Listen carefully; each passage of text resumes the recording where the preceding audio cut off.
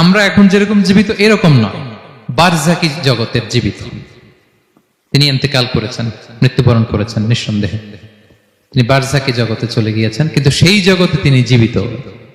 আমরা যখন নবী সাল্লাল্লাহু আলাইহি ওয়াসাল্লামকে সালাম দেই, দুরূদ পাঠ করি, বিষ্ণু সাল্লাল্লাহু আলাইহি ওয়াসাল্লাম কবর থেকে ওই সালামের উত্তর দেন।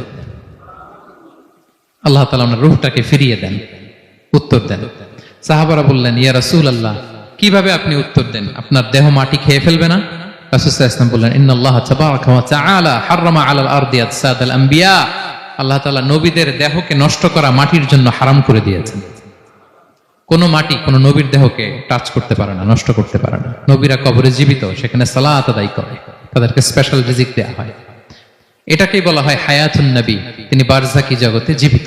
বিষ্ণু সাল্লাল্লাহু আলাইহি ওয়াসাল্লাম যখন এই হাদিস বললেন যে সবচাইতে যদি আমাকে কেউ ভালো না বাসে সে মুমিন নয়, ওমরে ফারুক তো অবাক হয়ে গেলেন। উনি কিছুক্ষণ আগে বলতেছিলেন যে ইয়া রাসূলুল্লাহ, আমি আপনাকে সবচাইতে বেশি ভালোবাসি, তবে ইল্লা নাফসি, আমার নিজের আত্মাটারে আমি এর চেয়ে বেশি ভালোবাসি। সবচেয়ে বেশি ভালোবাসি আমার আত্মা।